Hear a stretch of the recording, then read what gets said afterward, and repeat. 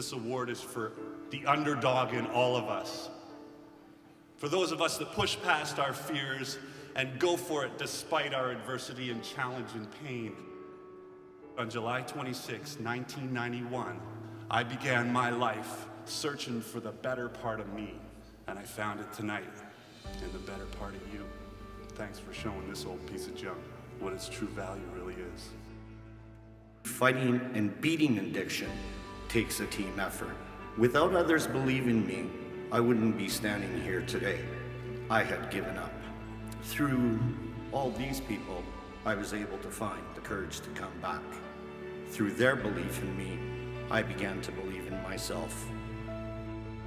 To present the award for addiction, please welcome the President and CEO of Concord Pacific, Terry Huey.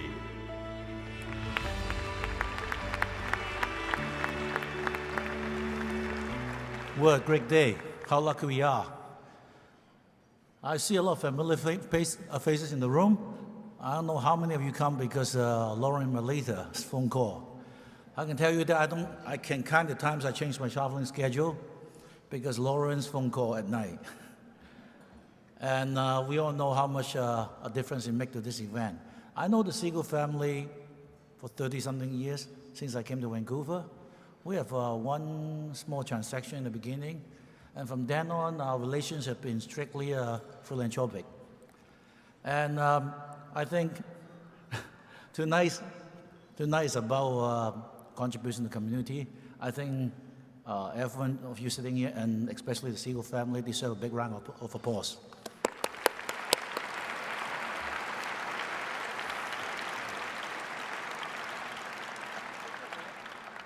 So this next award of Courage Come Back is for someone who, in spite of addiction, can remain in recovery and make significant contribution to our society.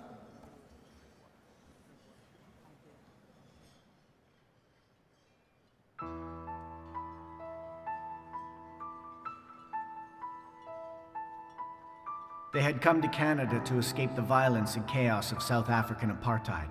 When his father was deported, his mother was left to fend for them without skills or money. She would leave them alone for hours at a time, then come home drunk.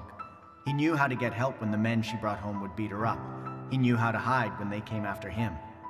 Finally, a steady boyfriend, but still no end to the drunken violence, except now he was being sexually abused by her boyfriend. Even worse, her boyfriend violated his brother. One day, he tried cocaine. The rush of power was unlike anything he had ever experienced. Soon, it was a regular habit. He was 7 years old. His name is Josh Dahling. Josh lived through days racked by alcohol-fueled violence and nights pinned to the bed, trying not to scream as he was sexually abused. By 10, he was setting fires. At school, he started fights and shot out the windows with a pellet gun. They bullied him for being poor. They called him stupid because he had an undiagnosed learning disability. Josh could not keep up with schoolwork, and no one cared. He stayed awake at night to protect his younger siblings from his mother and her friends. Alcohol and drugs were his only escape from the nightmare of his life.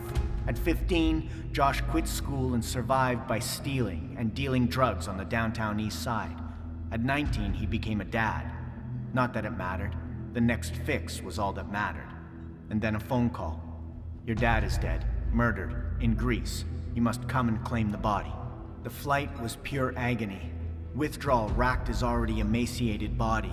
The identification was the stuff of nightmares. Imagine identifying your father's badly decomposed body. Sadness and revulsion threatened to drown him. Grief overwhelmed him.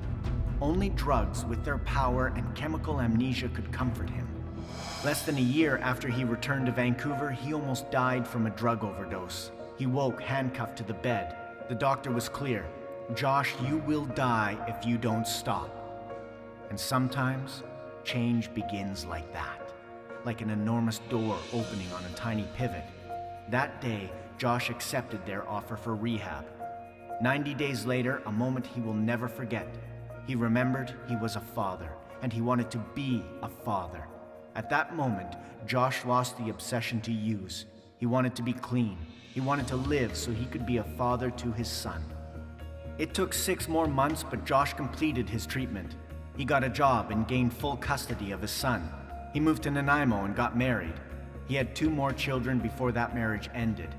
After a lengthy court battle, he gained full custody of all his children. Years of alcohol and drug abuse had taken their toll on Josh's body, but when you see Josh with his children, you know he was born to be a father.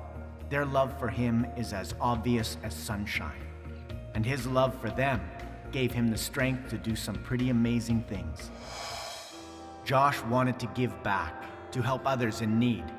4 days into his recovery, he volunteered to help.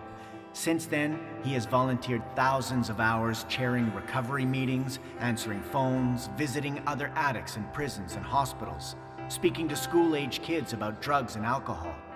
He went back to school and learned strategies to cope with his dyslexia. He completed his high school education and began working on his bachelor's degree in social work. With others, he founded Camp Carey, a charity that provides counseling and support services for young people and families coping with grief. To help fund the camp, he created and manages Carey's Thrift Boutique.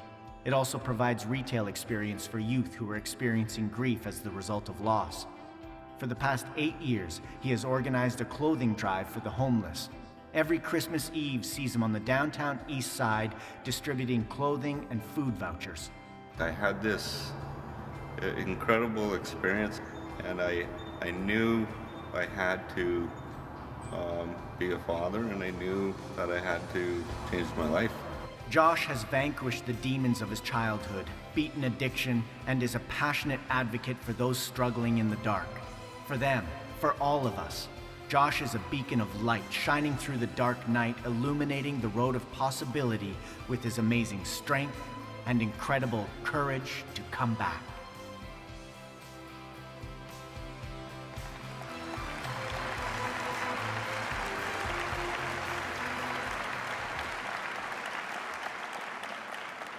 Ladies and gentlemen, the 2018 recipient of the Courage Comeback for Addiction, Josh DAHLING.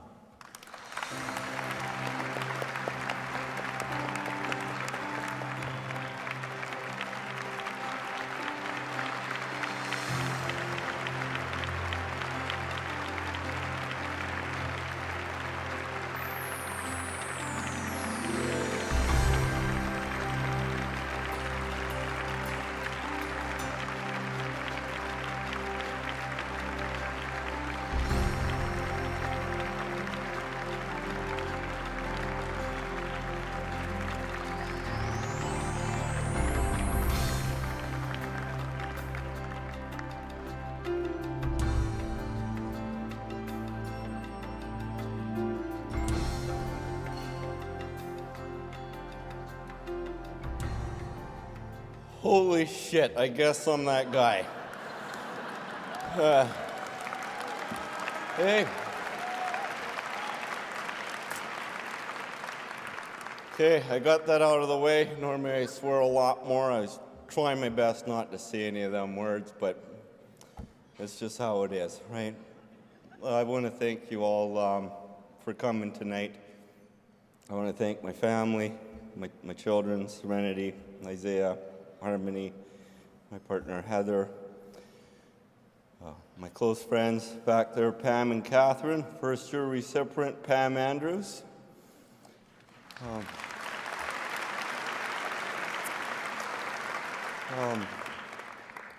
don't know, when I got the call, or when I was told I was being nominated for this award, I really couldn't be bothered. I got so many things going on trying to help other people. It's like, yeah, whatever. Let me get back to work.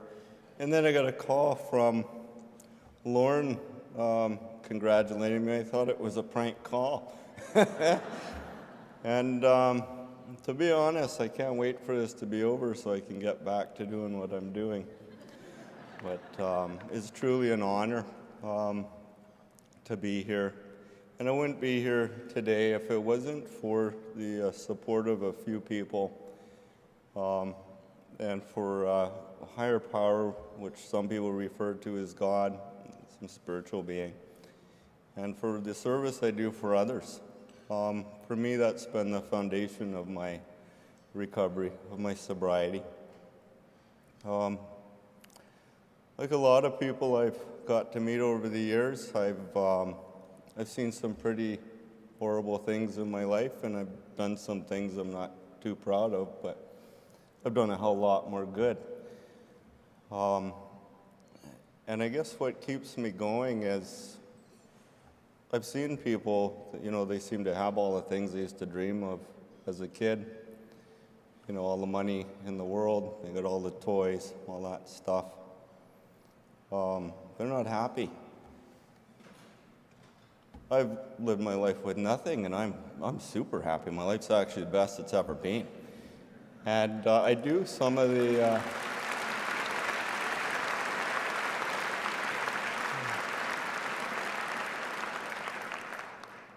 What I do with my days is much like the team with the mental health teams do, is we meet people in the midst of hell.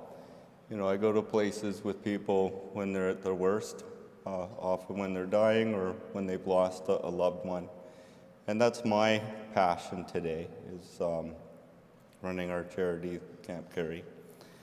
But it's so rewarding. Like, people ask, so how do you do that kind of work? And it's not work at all. But it takes a community for us to be able to do it. It takes a community of people giving. There was a wise guy, soul. Some of you may have heard of Muhammad Gandhi. I can't even say his name. I've heard about him. I don't think I'll ever be like him, but he did say once, if everybody if we all gave to what we're capable of giving, that would suffice to solve most of the world's problems. So I could go on all day and night now that I've got the jitters out of the way, but I'm sure I'm over my 3 minutes. Oh well. There's worse things going on.